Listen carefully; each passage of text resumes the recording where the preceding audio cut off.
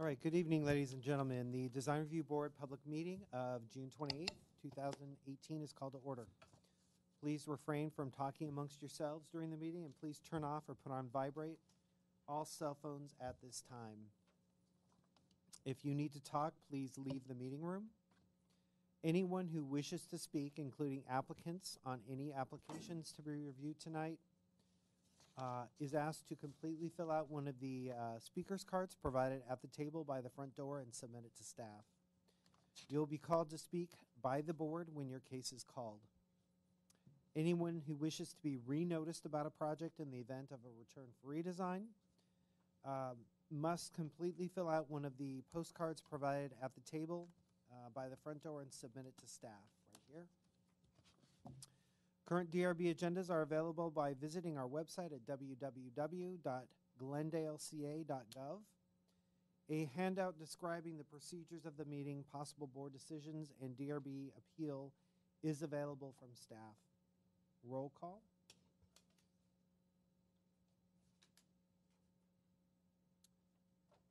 Ms. Arzumanian. Here. Mr. Benlian. Here. Mr. Charchian. Absent. Mr. Malikian. Present. Mr. Simonian, absent. All right. Report regarding the posting of the agenda. The agenda for this meeting was posted on the bulletin board outside City Hall at or before 5 p.m. on June 21st, 2018. Oral communications.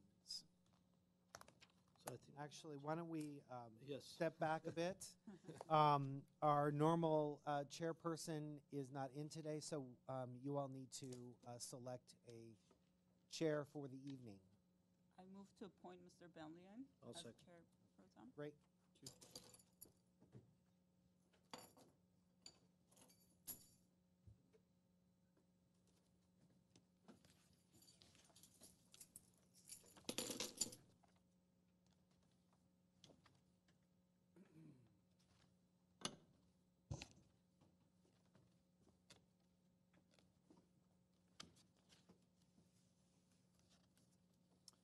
Okay, so we're down to oral communications. I didn't see any white cards for any item not a part of the agenda.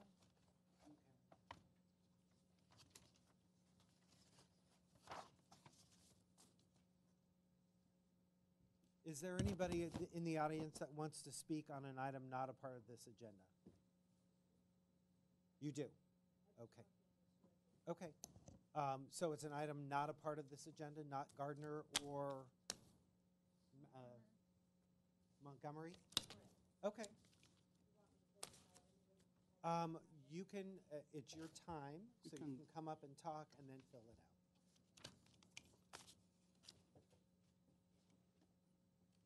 out. Thank you all. I do appreciate that, sir. The reason I'm here is because I know you guys make a lot of decisions on a lot of things to do with Glendale that affect how the neighborhoods are, the character of them, to try to keep the character. Apparently, the Riverside Rancho area is now facing an issue that somebody wants to rezone it. The main benefit in that area is that it's equestrian. That's what brings people there. That's what will continue to bring people there. And I don't see any reason to rezone an area, destroy its character, to put something in that perhaps is needed, but to change the whole character when there are many other places you can put the things that are needed. There was a gentleman, a very young gentleman that spoke at City Council that expressed that because of the equestrian area there, he's learned to walk by watching horses, and he feels a part of a community now. You don't get better than that. So you can either decide to rezone it, and it can be just like any other, here's a bunch of traffic and buildings, or you can keep it equestrian and just let it keep being a wonderful area that draws people, enhances the whole concept of Glendale. And I just would hope that you guys will consider that. Thank you very much. Thanks. Now, if you could fill out the card. Thank you. Anybody else? Nope. All right, staff does not have any announcements at this time, so we're down to our regular agenda. Okay, so we're going to start with the Montgomery case. So PDR 1800579 Montgomery, and I'll turn it back to staff. I can begin the presentation now. Go ahead. Good evening and thank you. The applicant is proposing to demolish the existing one-story, 1,278 square foot single-family residence built in 1924 and to construct a new 2,475 square foot two-story single-family residence with an attached 500 square foot two-car garage on an 8,250 square foot lot located in the R1 zone, floor area ratio District 1. The new two-story house with the new attached two-car garage at the front is not consistent with the site planning of the neighboring properties, since no other property has a garage located in front of the primary residence. A condition is recommended to incorporate a detached garage to make the proposal more compatible. The front setback is not consistent with the adjoining mid-block properties. A condition is recommended to increase the setback to match the prevailing mid-block setback. The prominent attached, mass and scale. The prominent attached garage projects closer to the street than the rest of the house and dominates the front facade. It is not in keeping with the neighborhood pattern, and a condition is therefore recommended calling for the incorporation of a detached garage. The porch frame and the projecting second floor volume at the front facade creates awkward proportions and a sense of mass that is at odds with the more differential massing of the rest of the second floor. A condition is recommended to redesign these features to improve the overall design. In addition, a condition is recommended to push the second floor further towards the rear to allow the enhancement of the front massing. While the hip roof at the second floor is appropriate, the minimal use of the pitched roofs at the first floor creates an inappropriately blocky and vertical massing that is not compatible with the neighborhood. A hipped roof at the first floor, especially at the front, would make design more compatible. Design and detailing. If the massing and proportions of the proposal are improved through staff and perhaps additional board conditions, the contemporary design of the house will be more compatible with the neighborhood. The proposed architectural details and materials, including smooth stucco finish, wood siding, boxed eaves, primary door, the overall material, textures, and colors are consistent with the architectural concept of the proposed house. The fenestration includes casement, awning, and fixed aluminum windows. The material and type of the windows are appropriate to the style of the house. However, a condition of approval is recommended to provide a section of the window sill and frames. The proposed plans are missing the window details. Staff recommends that the DRB returns the project for redesign with conditions as detailed in the staff report. Staff received 2 emails from nearby neighbors, one in support of the project and another discussing the overall design and metal roof incompatibility with the existing neighborhood, and 1 email from a local resident concerning the setback and garage location. Staff also received a petition in support of the project with 21 signatures provided by the applicant. And on May 7th, 2018, the city received comments from the Glendale Historical Society indicating the group's belief that the property at 1442 Montgomery is a historic resource.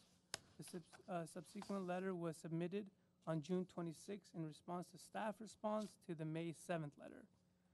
Comments from the Glendale Historic Society suggest that 1442 Montgomery is eligible for listing on the Glendale Register of Historic Resources based on the property's association with Franz Teibosch and his presence in the city as an African American who was a circus performer during the early 1900s and thereby considered historic resource under CEQA. Under CEQA, the city must consider a property to be a presumptive historic resource if there's a substantial evidence in light of the whole record that the property is eligible for historic designation at the federal, state, or local level. The evidence presented by the Glendale Historical Society does not provide substantial evidence. The evidence presented by the Glendale Historical Society comes from a book written about Ty Bosch. The book discusses his short stay in Glendale during the winter of 1938 to 1939 and states that he was only in California for 3 months. Based on this information, staff determined that the property cannot be considered a historical resource under CEQA, and the proposed Class 3 categorical exemption is appropriate. With that, I conclude my presentation. I'm available for any questions. Thank you. Any questions for staff? We're good? Yep. We're good? Yep. Thank you. So we'll go ahead and open the public comments. So we'll start with Daniel Friedman.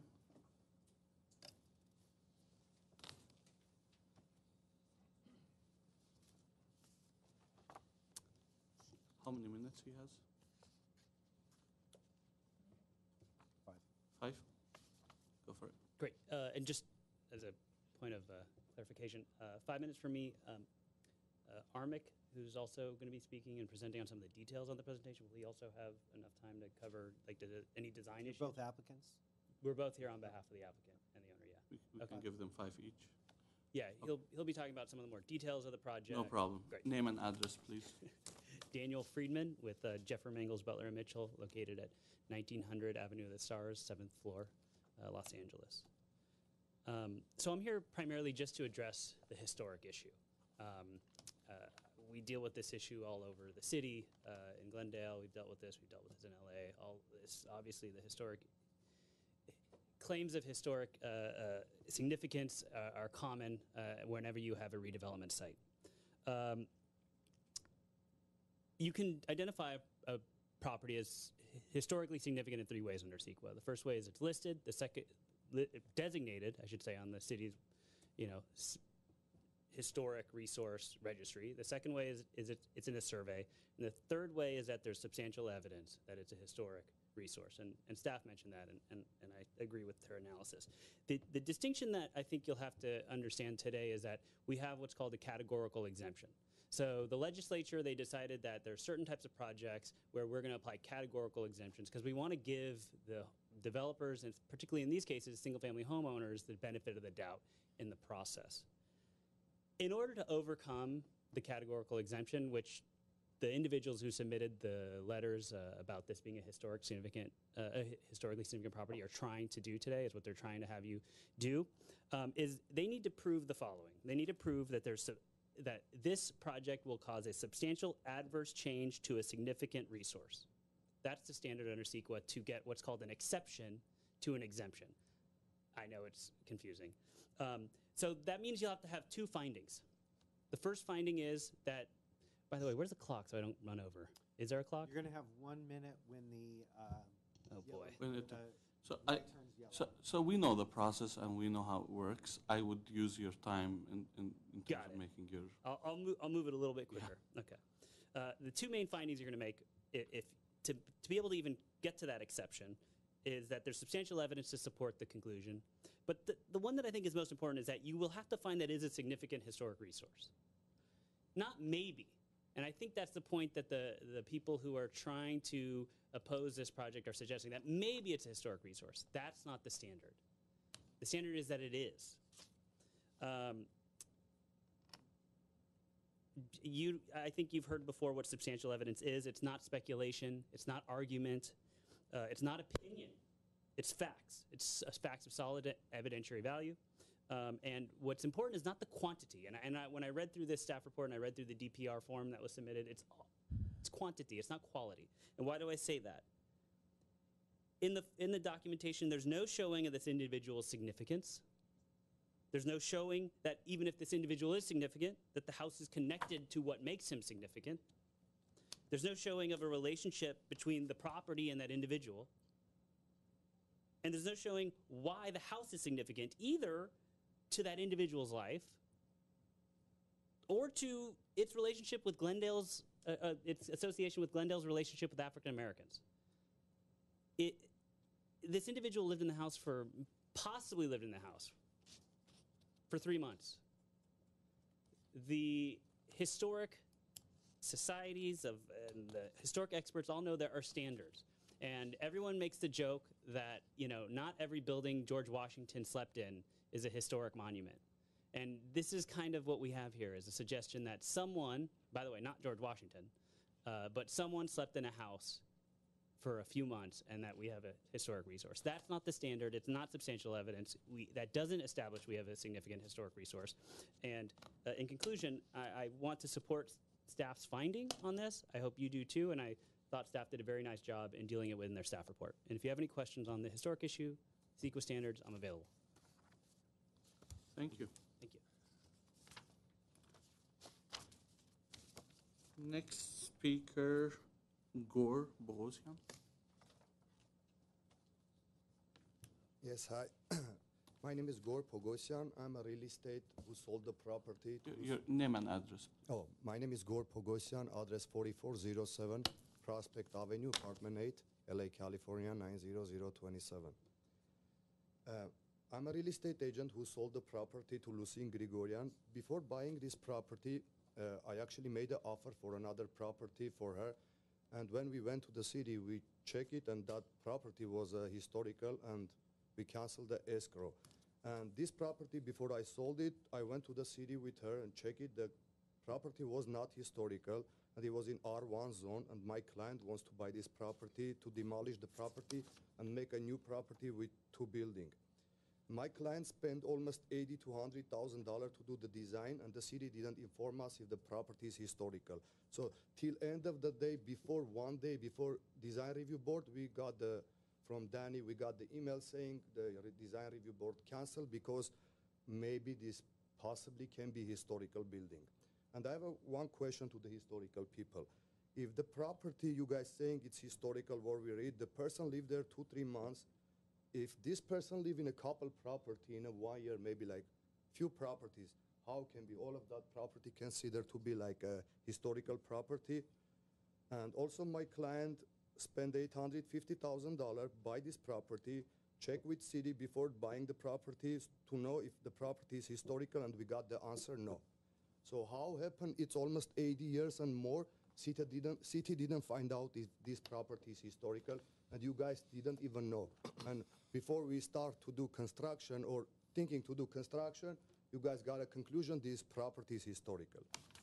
I really appreciate it, and I will be considered the staff to just think if the person who, even me or anybody, if you can rent the property 2-3 months and this property even didn't belong to you.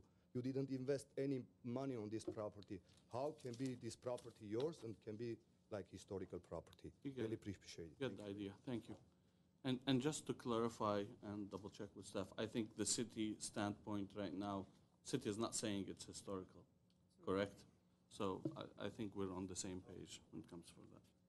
Next speaker, Steve Hunt.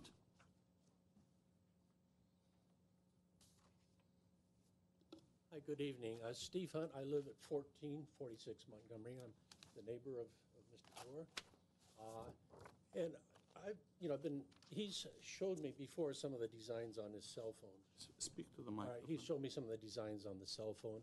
It's when I came in and looked at the picture that's right there, that just says it is so different from any other house in that area, especially on the street there, that it would stand. It just changes the character of the neighborhood. So to me, I think something needs to be changed with the house.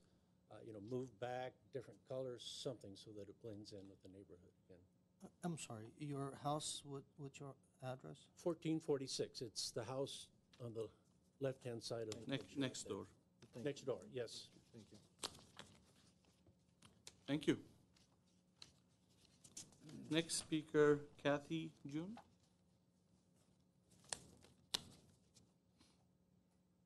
Good evening. Thank you. My name is Kathy Yerk, and I'm here on behalf of the Glendale Historical Society.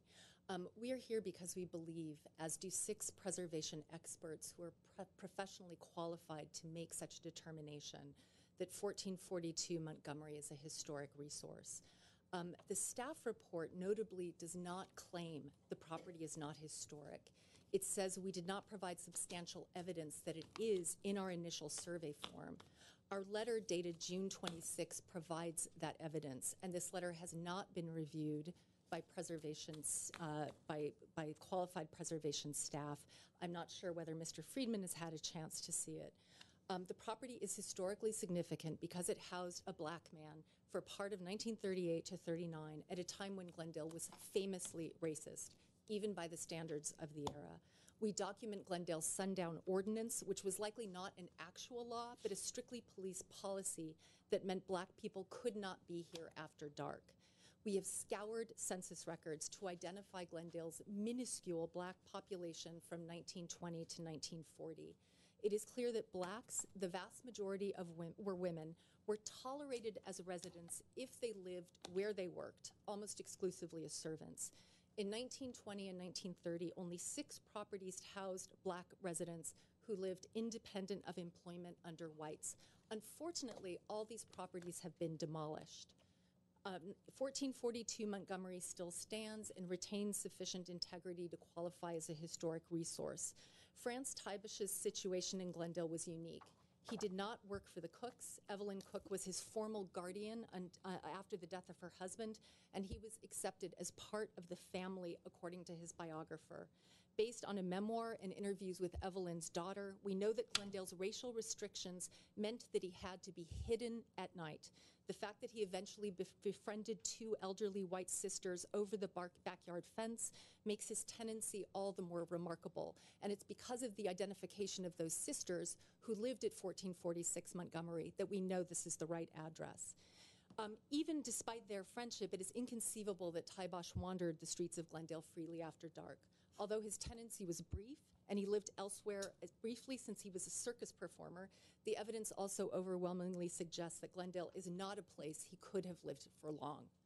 We believe this would be the first property to be found significant for its association with the history of African Americans in Glendale. Perhaps staff will clarify, and to reckon with the truly horrifying nature of that history. And that history, contra staff's claim based on our form, has everything to do with the fact that Teibusch had to hide while living here, however briefly, and we do a disservice to black residents who later bravely moved to Glendale despite its reputation, despite its past, if we deny this fact. We ask that you find the property to be a historic resource and that further environmental review under CEQA is required before it can be demolished.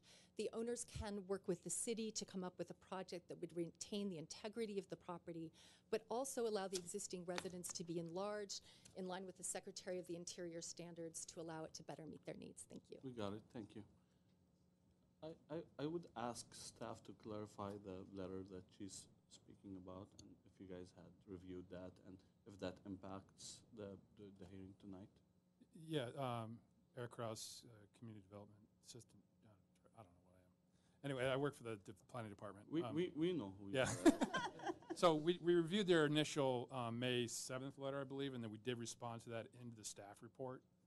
There is a direct response prepared by Jay, who does meet the qualifications under the Secretary of Interior standards as a historic preservation professional. So we did review their letter and then found that they didn't provide any substantial evidence to the fact that of what they're claiming, in that Mr. Teibusch was, one of the statements they made basically said, may have been the only black person not employed as a servant to live in Glendale before 1948.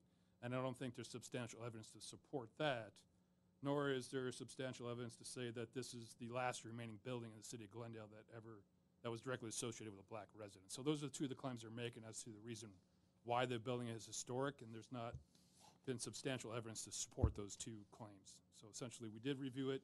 We're qualified to review that. The city have made a determination that it's not a resource under CEQA.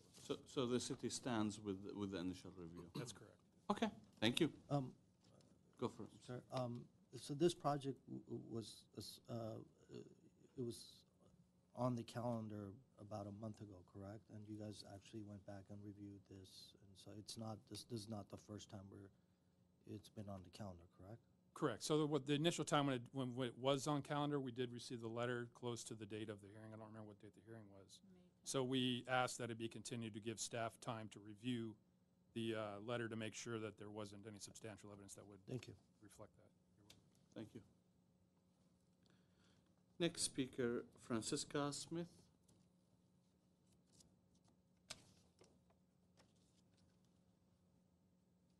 Hi, I'd like a couple of extra minutes to rebut some of the points that have just been made since there's no opportunity to, if possible. Yeah, we'll give you an extra minute. I'll talk as fast as I can. Thank you. Hi, my name's, oh, and I can't move the PowerPoint, can I? I can do it for you once we. That will take extra time. Go for it. Thanks. Hi, my name's Francesca Smith. I'm a qualified architectural historian. I work for the state. I'm professionally qualified staff for the state of California, and I work directly with SHPO making determinations of eligibility. City staff doesn't do that. If you could fill the whole screen with it. I have a Master of Science from Columbia University with more than 30 years of experience doing this. I've done this in many states in the U.S. My father was, of note, a civil rights attorney before he became a judge. And I will point out that, to our knowledge, no qualified architectural historian has reviewed our second letter. If you all can provide that information, that would be helpful. The city did not prepare an intensive survey. Mr. Freeman, for all of his good points, is not a qualified architectural historian. I have been a consultant to Jeffer Mangels when I used to be a consultant in the past. You can move forward to the third slide if you would. Regarding established African American context, the city of Glendale notably does not have one. The state has one from 1988. City of Pasadena has one from 1995 I worked on. National Park Service has one. And the city of LA has one. So there isn't something for us to use with registration requirements. Next slide, please. I have a lot of demonstrated experience evaluating properties that are significant for African American context. You'll see the birthplace of hip hop. You'll see Jordan Downs, Faye Jackson, Holiday Bowl. Not all these properties are significant. The next slide, if you would. Listed in the National Register, there's a property in Delaware, one in Nevada, and one in Louisiana. You'll notice none of these is exceptionally good looking. They're significant for their association with events or persons. And to let you know, an event doesn't have to have happened over time. The founding of the International Ladies Garment Workers Union happened one night in a building. That building is listed in the National Register for that event. Anne Frank, I can't say how long she lived in her apartment, but it wasn't known that she was there, somewhat like Mr. Tybosh. We have agreement among experts. I have agreements from 5 qualified architectural historians. I did not ask any consultants because they would have a conflict of interest. Everybody likes to work for cities.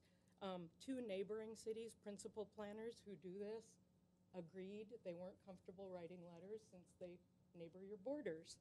And one of the people who wrote the letter, when I thanked her, said, "Oh, it's a moral imperative. There's no reason to even thank me." So if you can move ahead about 3 slides.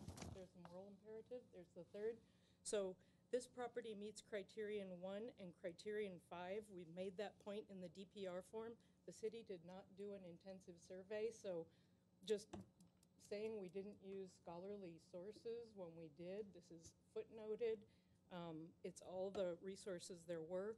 We went through the 1930 census and I think the 1940 census. There were no black people living in Glendale who weren't in service. The few who did, their properties are no longer there. There are no properties in Glendale that are significant for their associations with black people. So comparing it against like properties, which is one of the measurements, we don't have any to compare it against.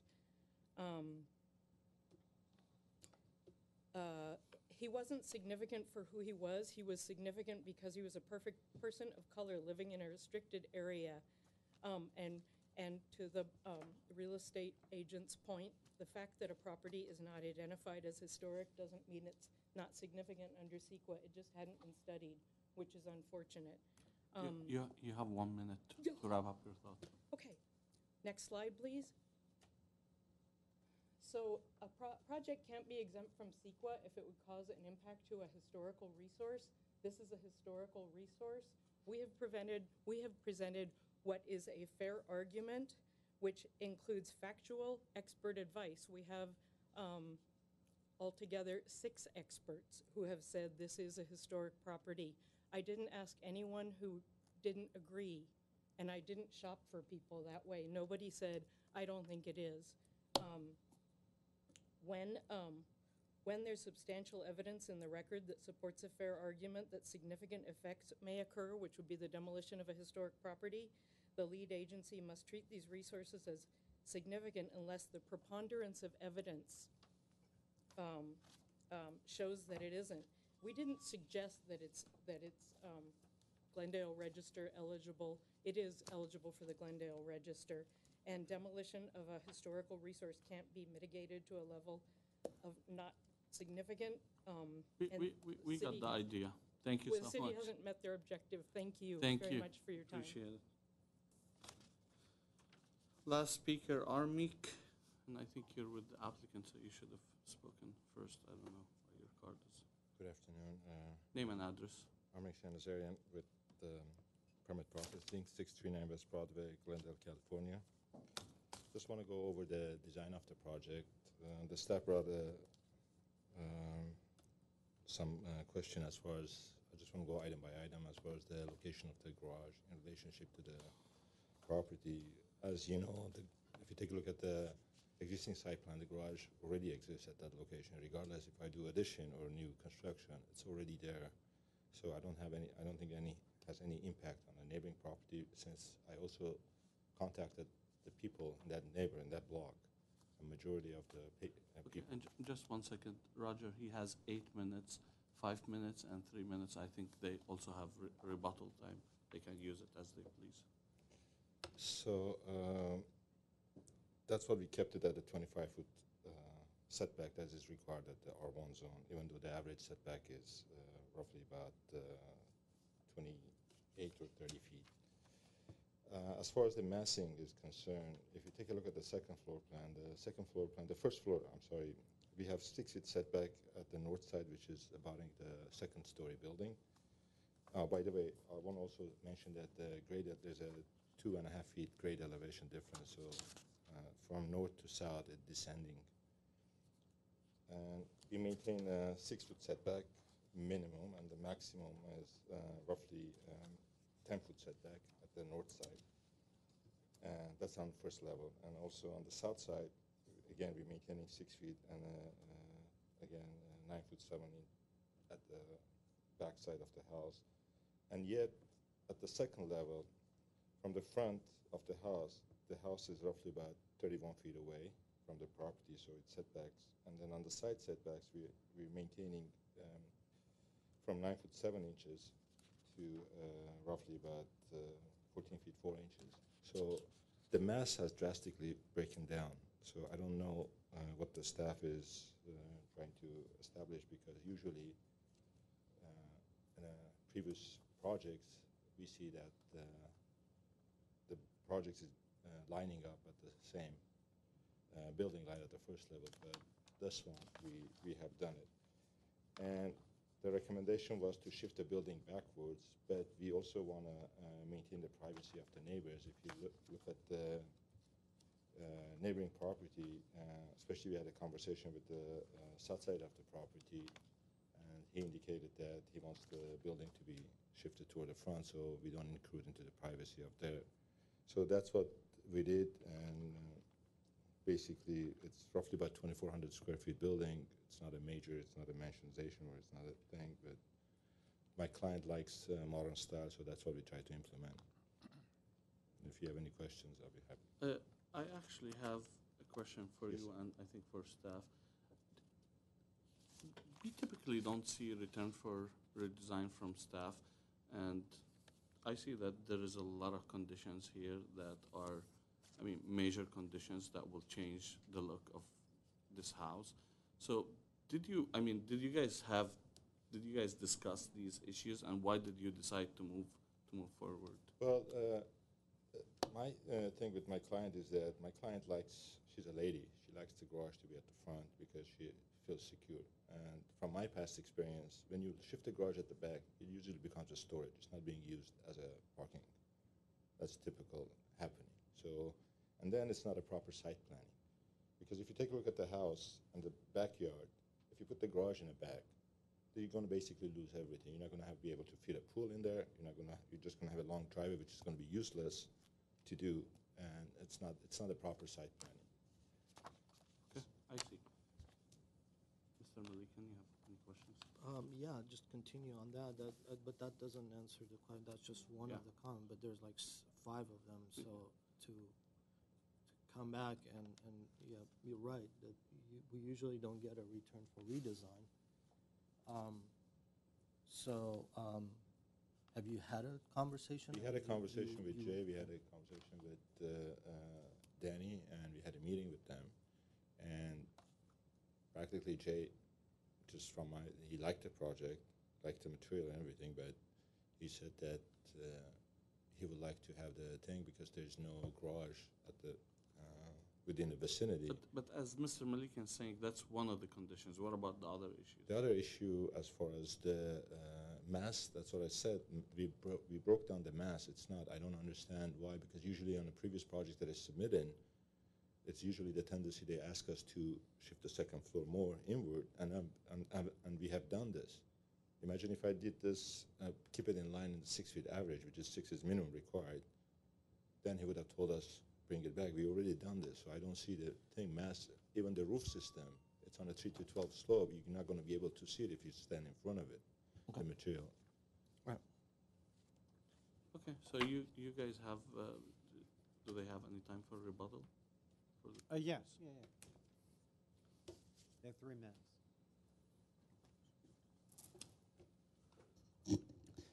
Thank you, Design Review Board members. Daniel Friedman with Jeffrey Mangels, Butler, and Mitchell.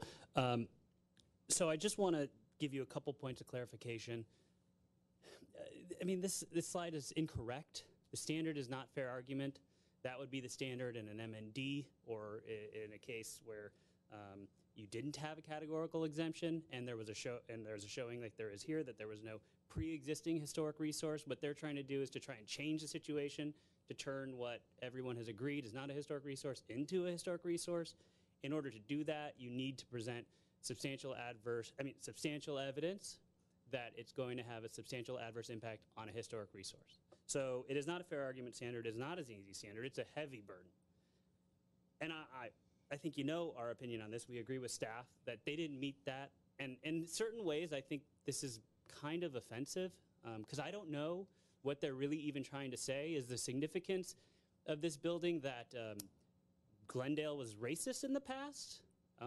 Is that what the significance is? Is it significance because at the same time they disclaim that saying that this is a significant building because of this Taibosh individual. They're saying it's not that he was significant. It was that he had some significance in relationship to Glendale's racist covenants and the fact that he hid living there for 3 months. This is so abstract, disconnected from the property. The property itself has nothing to do with the significance they proclaim it has. If you go there, you don't see anything having to do with African American history.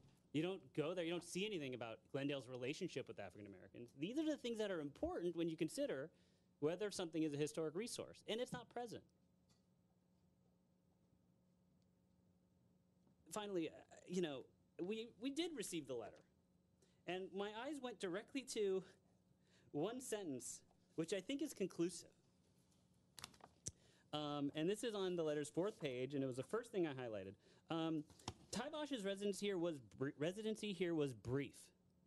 The winter season of 1938 to 1939, by the way, which was at the end of his career, which may have been 3 months or 4 or 6. We don't even know how long the guy was there.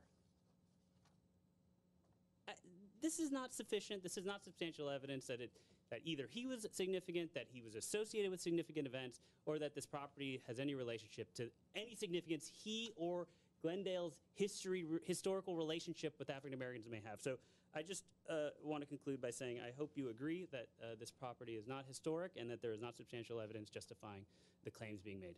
And if you have any questions, I'm happy to answer any. Thank you. Mr. Aruzumanian, Ms. Deacon, any questions? Good. Okay. We'll go ahead and close the public hearing and we'll start deliberation. Go ahead and start us. So, Malikan. sure. So I want to be on the record that I'm not a historian, nor I claim to be a historian, nor I have knowledge of addressing any historic issues that is facing us. So for me to make a decision, I have to rely on staff. We are part of the City of Glendale Commission, and we rely on staff's information and the research. So having said that, I am going to defer to staff's direction and recommendation of what they have found, and I will leave it as that. I'm not going to talk about the historic issues of this property, nor I'm going to bring this up again. As far as the design of the project, as Ms. Bellion suggested, there are conditions that are, I would agree with staff that it needs to be revisited. I disagree with the applicant's finding regarding the detached garage, that the existing garage is on the street, but it's being demolished. And once you demolish that, there is no precedent within the site, pretty much, or the neighborhood or the area. So essentially, all the properties are, the garage is located in the back, or it has a portico share or something that depicts so I think a detached garage is justified. As far as the house inconsistent prevailing setback, again, there is a prevailing setback, so I think it needs to be maintained. We're not talking about the side setbacks, we're talking about the front. As far as the second floor, I agree that the design has a lot of variations and a lot of ins and outs. But again, it's kind of odd to have a second floor looming over and essentially being further forward than I mean, it just, it has a lot of these little details there. It kind of has a conflicting conditions there, like a canopy that it protrudes out at the entry, but then you would want to see that entire volume as a clean volume. I like the volume, kind of the overlapping of the two. I like that, but again, I think the prevailing setback, if the building is pushed back a little bit, it would not have such a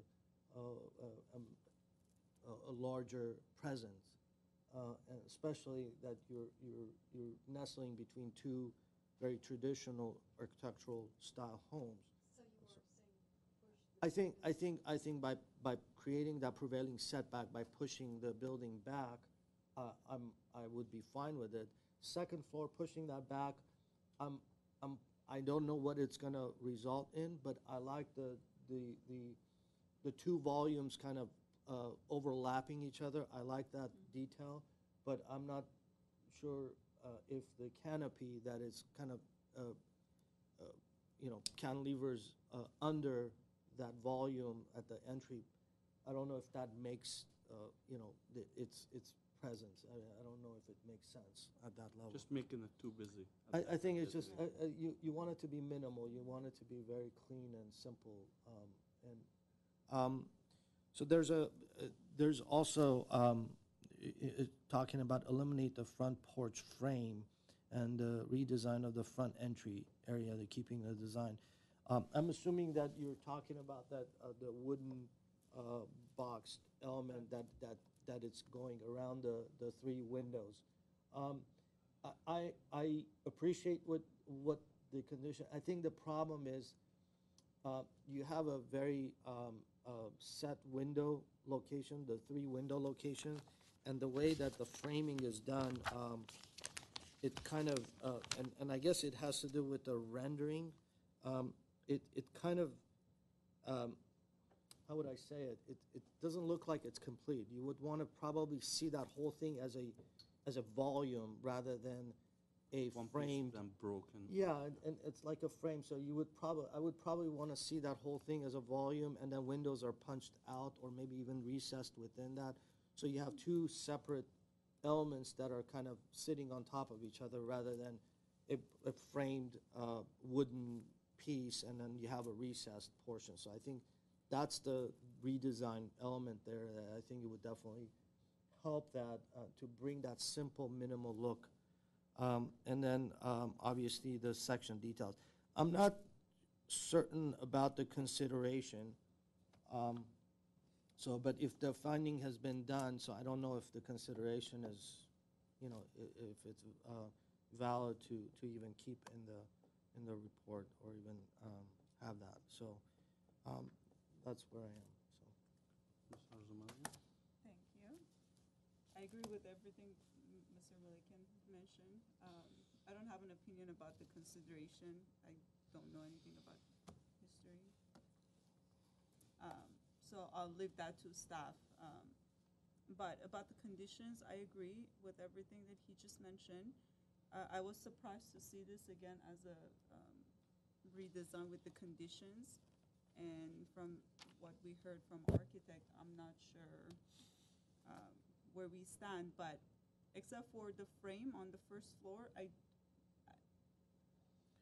what you mentioned makes sense. Well, the thing is, if they relocate the garage to the back, that whole design changes. Right, So exactly. I think, and just that simple number 1 condition. Changes the whole building. So the whole design is kind of unfortunate that it came in front of us. It was supposed to be in May, and kind of delayed, and it was just the loss of time that it could have been that they could have brought in a example of what it would result in. At least we would have seen that to kind of assess the condition. But Yeah, I think with number 1, it would change the whole it thing. definitely will have a major impact on the entire design. So. Thank you. So I will also concur with Mr. Malikian. In terms of the historical comments, we'll have to rely on staff because we're no historical experts here. So in terms of the design, so I was shocked to see that retain for redesign with these kind of conditions.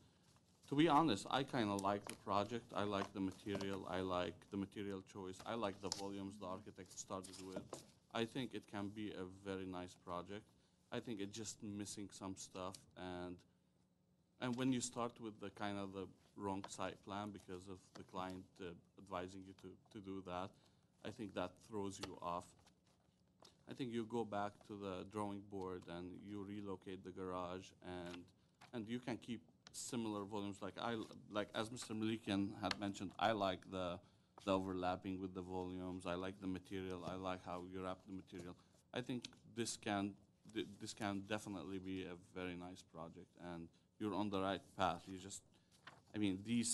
I don't want to prescribe design. I don't want to tell you what to do. Once you relocate the garage, things will start falling in place, and now I think we agree with staff and their conditions, so you can just get away from getting yourself into that situation. But I think that's about it. So we can. I'll move to. Did we add any new conditions? I don't think I added anything. So I think I agree with staff's condition. We agree. So I'll move to return for redesign with the 5 conditions that was stated by staff. We have a second. Yes, I second that. Roll call.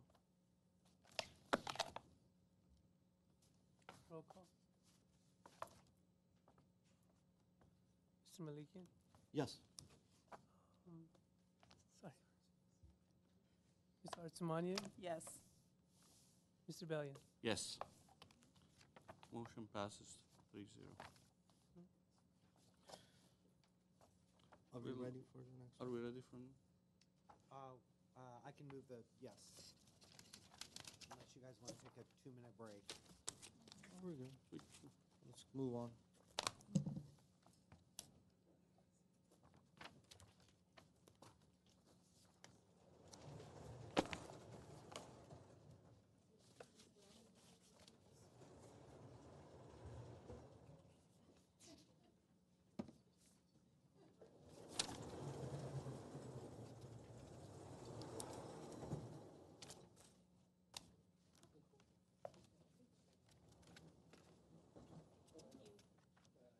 Thank you.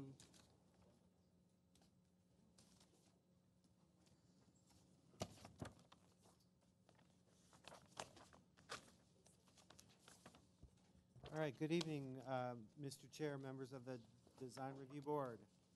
The next item before you this evening is case number PDR 1807196. It's a review of a proposal to construct a 3,200 square foot, 3-story residence, single-family residence, and attached 2-car garage in the R1R zone with the floor area ratio District 2. The project is located on a 12,576 square foot site at 2361 Gardner Place.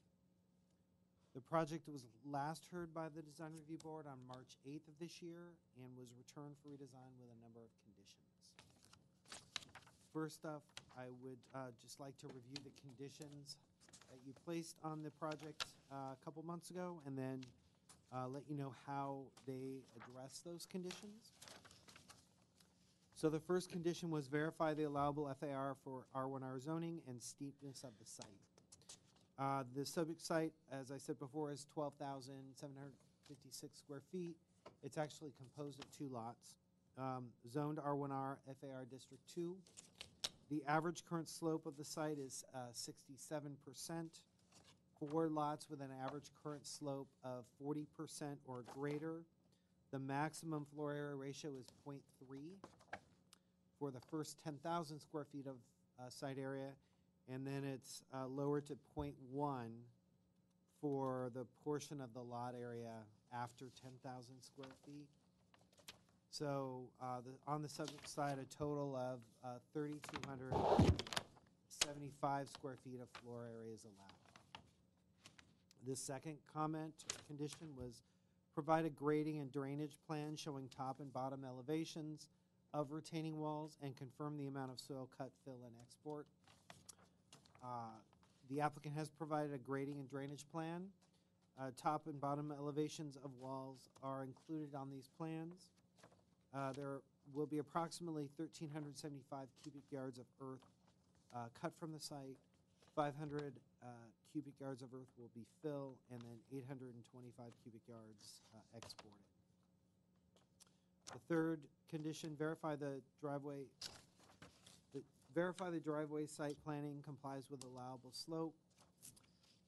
This has been revised since the previous plans. The maximum slope of the subject driveway is 11%, which is under the maximum 20% allowed. The fourth condition, if the redesigned building uses the craftsman style influence, revisit the railing design, roof overhangs supported by outriggers, gutters, light fixtures, and other elements to reinforce the style. The revised home design does continue in the craftsman design and details, including outriggers, gutters, and the window installation and treatment, reinforce the style and are shown on the elevation drawings and the material board, which is on the far right-hand side of the board. Sorry to cut you off. It's okay. Which is the old and? I'm sorry. I just realized the old sets are the first 2 columns toward you. Okay. The other 3 are the new. Pretty much identical. The floor plan is fairly identical. They have cut square footage. There are some changes in the site planning and then on the elevations. Okay. Sorry. Okay, continue. Eliminate the transom windows. Aside from above the front door, the transom windows have been eliminated. 6, the stucco color should be revised to be more natural color, consistent with the hillside design guidelines. And the proposed aged limestone stucco color is more in keeping with the hillside design guidelines than the white proposed. Install plants that will climb up or hang over the retaining walls, particularly where visible. So on particularly the south side of the house, the landscape plans show a sort of a creeping plant that I frankly cannot pronounce that's planted right adjacent to the retaining walls. The 8th comment, review trash enclosure details and set back off of the garage face to make it less prominent. The trash enclosure has been reoriented. It's set back approximately 3 feet from the face of the garage and has been reoriented north. So you really can't see it from the street. Windows shall be fiberglass with external grids. Windows are fiberglass clad wood windows with external grids. The 10th comment, wrap the garage facade as well as the wall areas within the eaves of the second floor living level with wood siding to match the first floor level to break up the emphasis on the horizontality. The revised design of the residence depicts wood siding on the upper quarter of the garage. The siding in this area should be continued down to the ground level. Siding is shown within the eaves of the second floor living area. The final condition, reduce the driveway width to more closely align with the garage door. The width of the driveway has been reduced. However, a little bit more staff is suggesting needs to be done. And this is the area sort of between the garage and the staircase. There's a little area that is paved that really could be landscaped. I can continue on, but one of the major things or major changes that they have done is, if you look on the initial submittal, the house included a rear yard. That basically has been eliminated in the current submittal for site planning purposes. So with regard to the revised proposal, staff believes that site planning is appropriate because the neighborhood context is quite varied and there is no prominent site plan pattern that exists. And this plan kind of fits right in with that. And then also the front-loaded attached garage is pretty typical in the neighborhood. There are a lot of houses that have that. Staff does suggest a couple of conditions related to site planning. The first, staff is suggesting to reduce the amount of grading, particularly north of the house, to better comply with the hillside design guidelines. If you look on the plans to the left,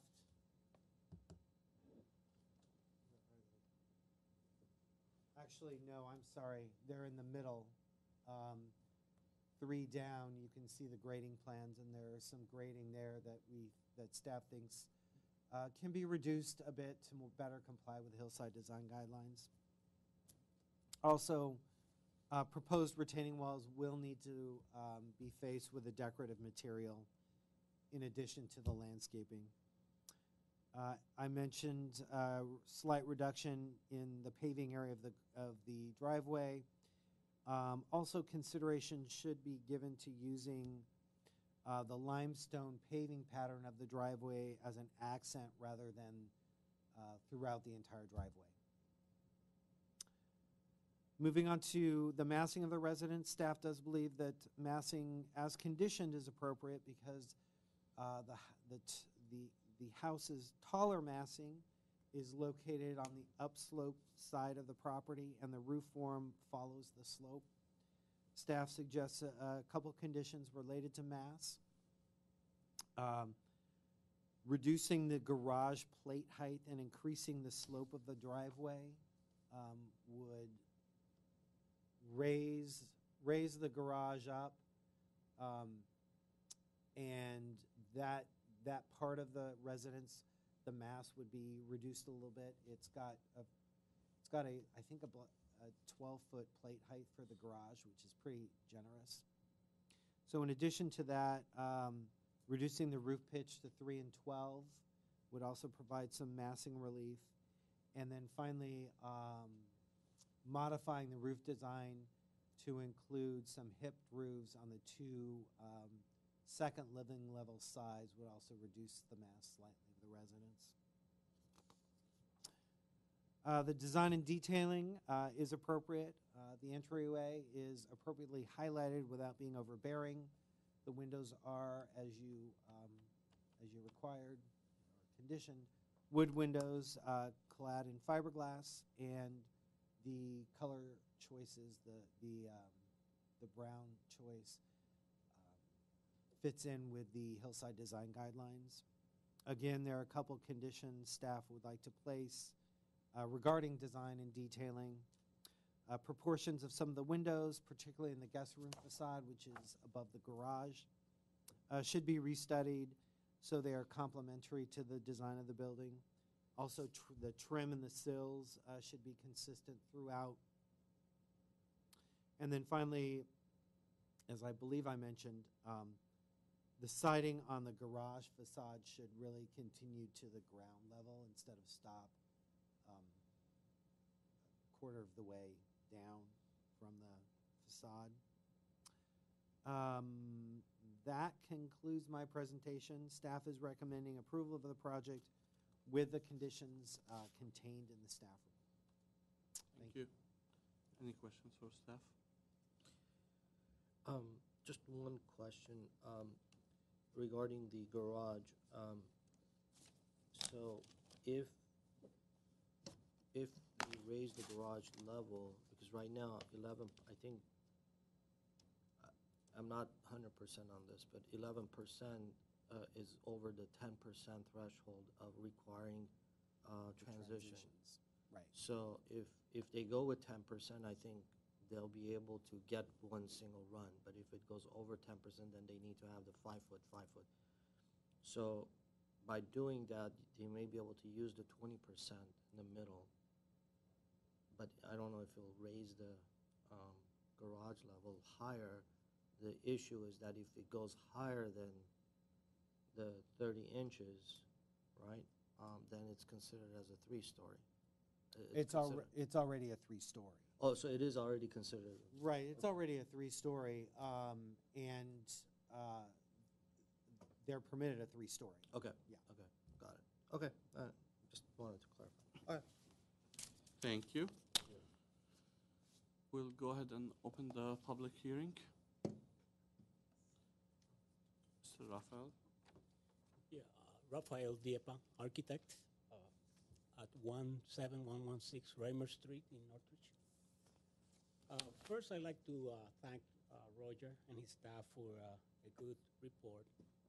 We were able to work together, so I think it was a good effort working together to get to this level. And the client and I pretty much agree on the recommendations. I have some issues regarding the the grading that is raised on the report. The problem is we have a side that is extremely steep at 67%. And so we are pretty much obligated to locate the house almost at the front.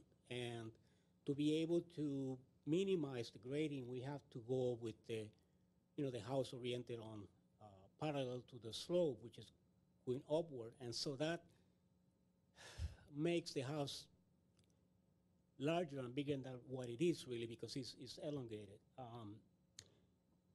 we have really two lots, as it's written on the report. Unfortunately, the owner cannot build two houses because both lots are smaller than what's allowed. So, yeah, it is a bigger house, but it's because the lot is big. And so if you look at the comparison on the report, we still pretty much average in terms of floor area ratio. So I think, yes, it is a big house, but it is a big lot. So I think when you look at that, it is consistent with the, the average house sizes.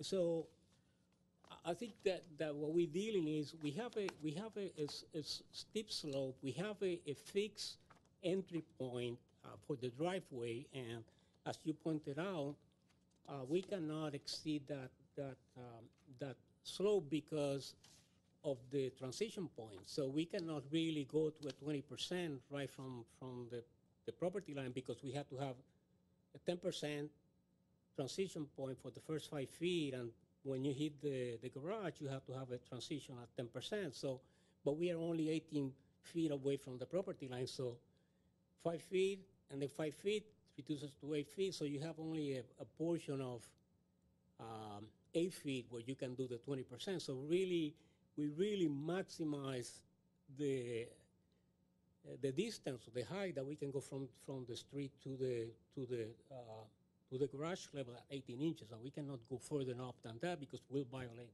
the code. So we're pretty much stuck at that level. Now, to be able to minimize the grading, then we have to go from the back, push the house as much as we can to the front, and then be able to try to reduce the grading on the back by working with the height and the slope. So we have a solution here that pretty much is right at the middle point. I think we really sharpen our pencils to try to come to this solution.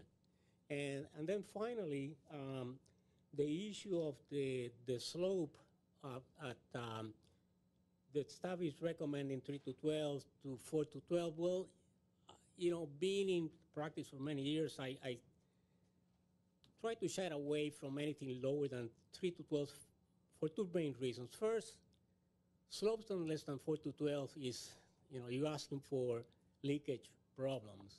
And so I don't like to go less than 4 to 12. And also from an architectural point of view, less than, 3 to 12, you're basically looking at a flat roof.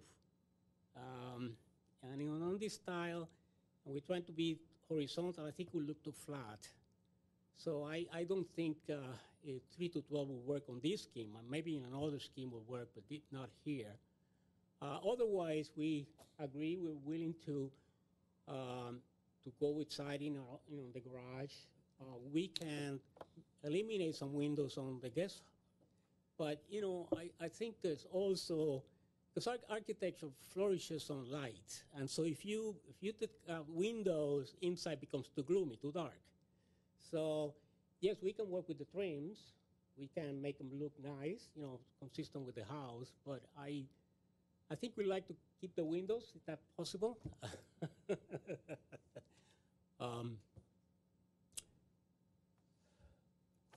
Anyway, I think those are my points. Otherwise, I appreciate it. Thank you for that. Thank you. Any questions for the architect? We're good. Thank you. Next speaker, Henry Laguna. Okay. My name is Henry Laguna. Resident of, it's a new one, it's 33 Mora Vista in Montrose. Well, anyways, basically, I do agree with the conditions that the city presenting. I do agree with my architect as well with the rebuttal of what it is something that will change the aesthetics of what I would like as an owner, which it is the degree of the degree of changes at the front part of the house. For the rest, basically, I am absolutely flexible to follow the conditions that the staff is recommending. I don't have an issue with it.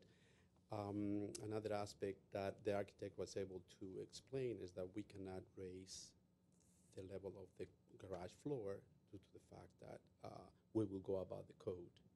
And if we can do it, I would find it perfect because that will be actually easier for us, even less expensive because we have to remove less dirt out of there. So for the rest, we're flexible to just follow the recommendations and conditions that are presented by the staff. Thank you. Thank you. Appreciate it. Next speaker, Richard Scoggins.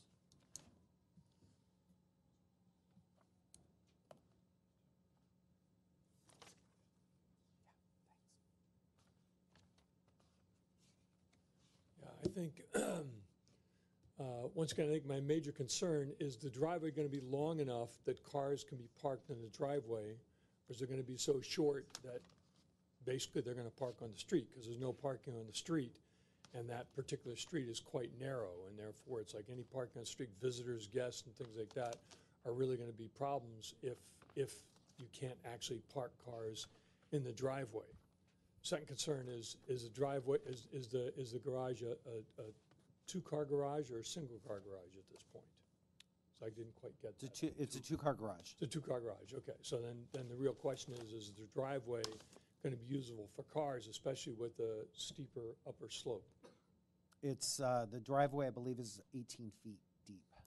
18 feet deep to the front of the garage? Correct. Okay, that'd be plenty of room, yeah. So I think the big concern is the slope of the driveway, because I'm not sure that would look all that good either, you know, in terms of like. Typically, when you have that much slope, people don't tend to park on it. Yeah, which is like, and there's no parking on the street. I mean, it's just not possible. So that's one of the major concerns is the whole parking issue, guests come and things like that, so. Okay. Okay. Thank you. Next speaker, Teresa Kuzmanovic. Hello, my name is Teresa Kuzmanovic. I live at 2350 Pennerton Drive. I live right on top of that hill. So I'm not an architect, I'm not an engineer, but I am holding the city responsible that how much dirt they take out is not going to impact my house whatsoever. Because it's the city's responsibility, not theirs, yours. Okay. Thank you. They have 3 minutes to rebuttal. The concern about the driveway that our neighbor's having is actually mute because the 11% of slope, it's almost flat. One, and two, we have 18 feet from the sidewalk to the garage, which would allow 2 cars to be parked in the driveway without a problem. Thirdly, we're planning to live in this house for some time, and we always park in the garage. So we will have even a place for 4 cars if we need to. It is very true that the street that's not allowed to park, it will break the law if we do, because it's too narrow, and it says no parking. So it is obvious that we will have to use or the garage or the driveway to park. But the steepness of the slope would not affect anything whatsoever because the slope it's 11%, so it's even less than a lot of the neighbors that we have around. Okay, basically that's Thank you. Any questions? Go ahead and close public and start deliberation. I know, Mr. Malikan, you had a lot of comments last hearing, so I'll start with you. Thank you. I think I really appreciate the narrative and the breakdown of how staff has broken down all the questions that I had and how they addressed it. So I really appreciate how staff put that together. I also appreciate the effort that architect has put in, try to address all the conditions that we've put on. I went down the list of the conditions, and I agree with staff. As a matter of fact, 2 of the consideration, I would actually move them up under the conditions, which are number 1 and 2, which are the provide hip roofs in the place of the 2nd-story side gable roof. That should be a condition, and also the consideration of the limestone paving should be a condition as well. The reason that staff is trying to address some of these or placing these conditions are because, yes, you have one of the larger lots in the neighborhood, but you are proposing a house that is twice as large, very narrow, and as the architect mentioned, they're following the contour of the hills, so it's actually elongated. So even if they cut 1,000 square feet from the back, they're still going to have these long buildings. So because of the slope, and I understand that. So I think by reducing, and I disagree with all due respect with the architect that 3 and 12 is flat. This is the style that governs the 3 and 12 slope. Craftsman style, there's many examples, even, you can drive down Pasadena, anywhere else.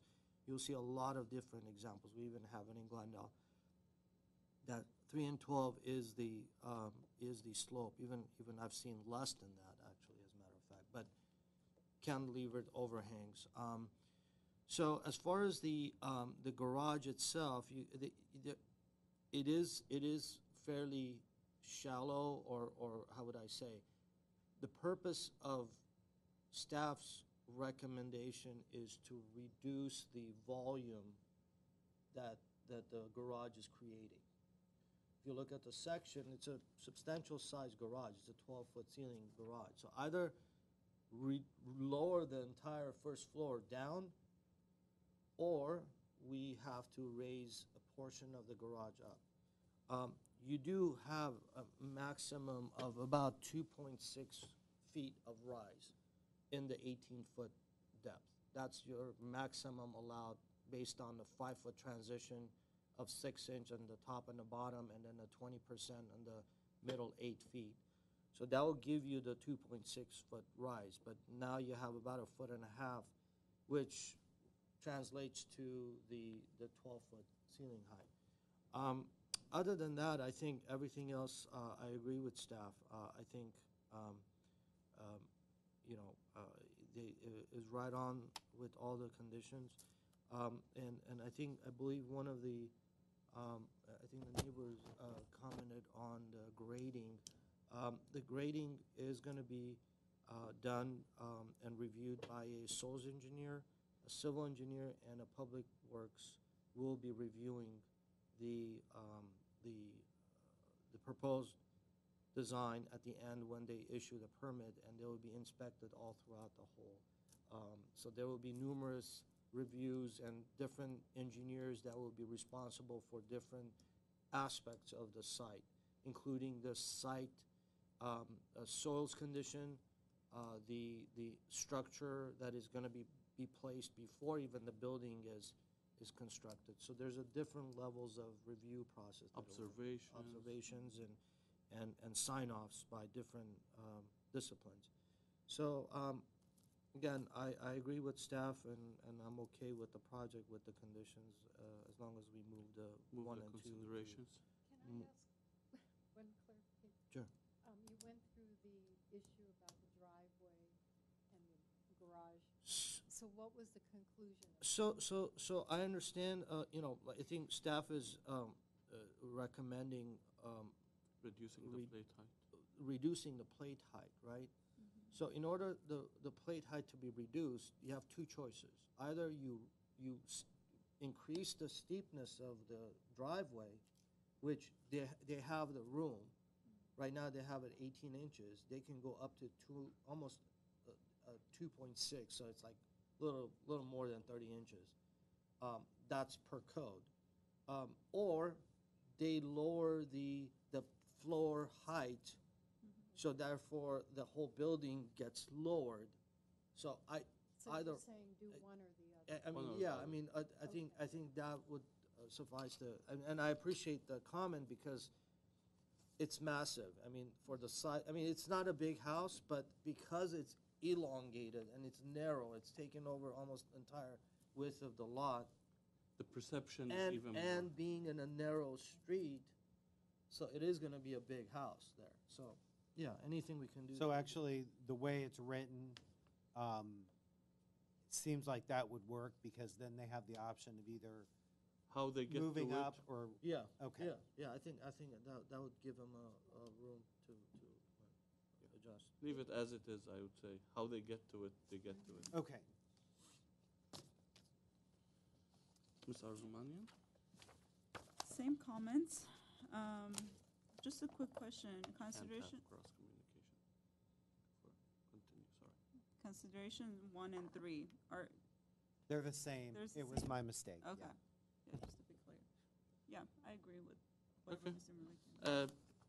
I again want to thank staff for putting, I mean, this is an example of a very clear report that helps us, because we see so many projects, and we see some projects that we've seen them 6 months ago, so we don't remember exactly what happened. And the way I think Roger laid it out made it very easy for us to do a quick review. So thank you. We appreciate that. And again, as Mr. Malikian has said, thank you to the architect. I think a lot of work had gone into this for you to go out of your way to meet all the conditions. And we appreciate also the owners being flexible enough to accommodate everything we're asking for.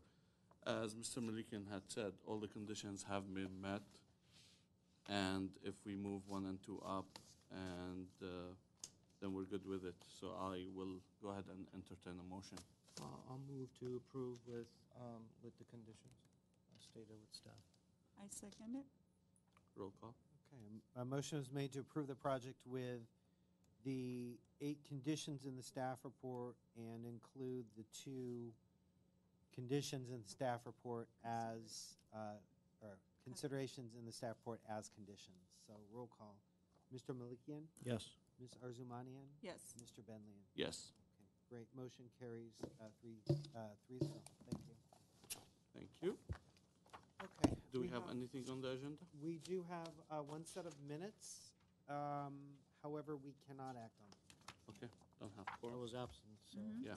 Okay, so I'll entertain a motion to adjourn. I make a motion to adjourn. Second. Adjourned.